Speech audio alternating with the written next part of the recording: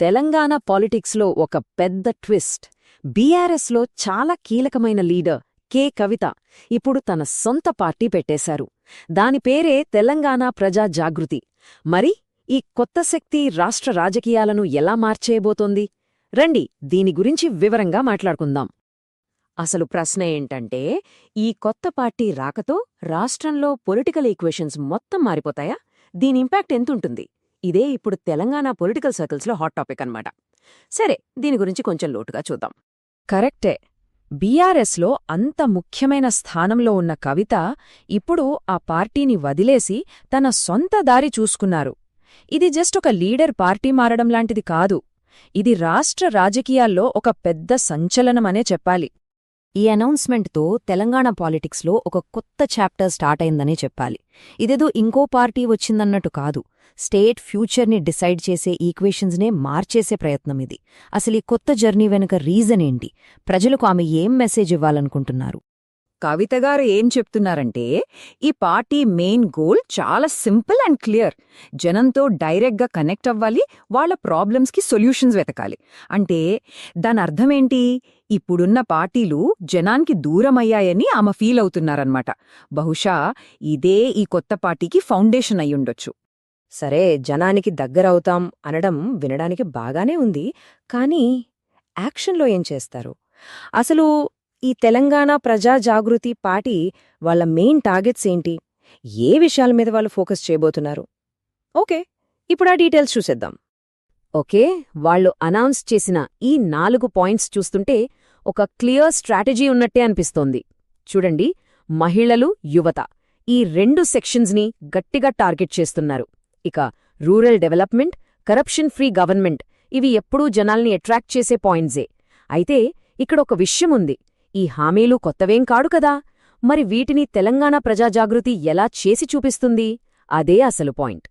Goals అయితే బాగానే set చేసుకున్నారు, కానీ పాలిటిక్స్ అనేది ముఖ్యంగా తెలంగాణ లాంటి స్టేట్లో అంత ఈజీ జర్నీ కాదు. మరి కవితగారి పార్టీకి ఉన్న ప్లస్ పాయింట్స్ ఏంటి? అదే టైంలో వాళ్ళు ఫేస్ చేయబోయే పెద్ద పెద్ద ఛాలెంజెస్ ఏమున్నాయి? ఇది నిజంగా ఒక టఫ్ ఫైట్ అవుతుందా?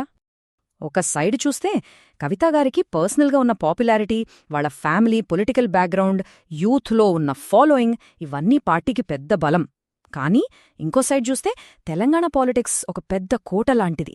ఆల్రెడీ అక్కడ కాంగ్రెస్, బీఆర్ఎస్, బీజేపీ లాంటి పెద్ద పెద్ద ప్లేయర్స్ ఉన్నారు. ఇంతమంది మధ్యలో తమకంటూ ఒక స్పేస్ క్రియేట్ చేసుకోవడం, ఓటర్లని తమ వైపు తిప్పుకోవడం తెలంగాణ ప్రజాజాగృతికి అదే అతిపెద్ద ఛాలెంజ్.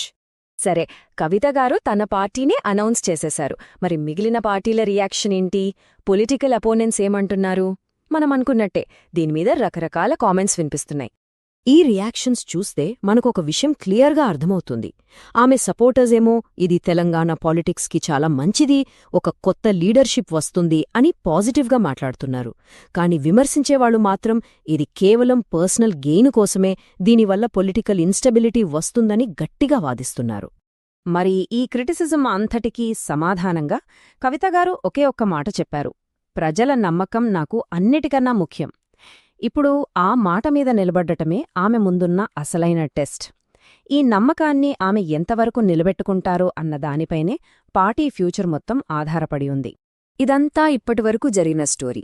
కానీ అసలు క్వశ్చన్ ఫ్యూచర్ గురించే కదా. ఈ కొత్త పొలిటికల్ ఎక్స్పెరిమెంట్ సక్సెస్ అవుతుందా, లేకపోతే మధ్యలోనే ఆగిపోతుందా?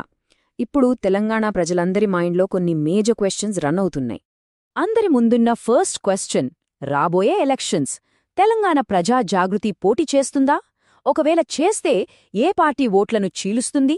జస్ట్ ఓట్లు డివైడ్ చేసే పార్టీగా మిగిలిపోతుందా, లేకపోతే గెలుపోటములను డిసైడ్ చేసే కింగ్ మేకర్గా మారుతుందా? ఆల్రెడీ దీనిపై అనలిస్టుల మధ్య డిస్కషన్స్ మొదలయ్యాయి. అన్నిటికంటే పెద్ద ప్రశ్న, ఫైనల్ క్వశ్చన్ ఇదే: ఈ ప్రజా జాగృతి పార్టీ జస్ట్ ఒక 1 ఎలక్షన్ వండర్గా మిగిలిపోతుందా, లేక తెలంగాణ పాలిటిక్స్ ముఖచిత్రాన్నే పర్మనెంట్గా మార్చేసే ఒక కొత్త ఫోర్స్గా నిలబడుతుందా? ఆన్సర్ మనకి ఫ్యూచర్లోనే దొరుకుతుంది. కాని ఒకటి మాత్రం నిజం, ఈ డెవలప్మెంట్ వల్ల తెలంగాణ పాలిటిక్స్ మరింత ఇంట్రెస్టింగ్గా మారాయి, అందులో ఎలాంటి డౌట్ లేదు.